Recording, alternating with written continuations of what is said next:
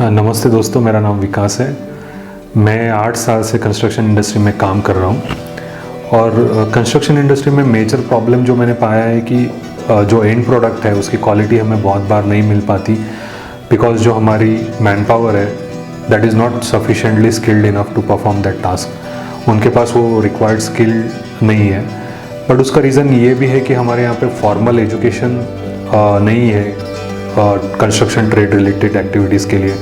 जो भी ट्रेड्समैन है वो आइदर सेल्फ टॉट है, यानी वो खुद से सीखे हुए हैं, या फिर उनको किसी ने सिखाया है। सो ये प्रॉब्लम को सॉल्व करने के लिए हमने कर्मयोगा एकेडमी ऑफ एक्सेलेंस चालू किया है, जिसमें हम कंस्ट्रक्शन ट्रेड रिलेटेड जो भी एक्टिविटीज़ है उसके ट्रेनिंग हम प्रोवाइड कराएंगे।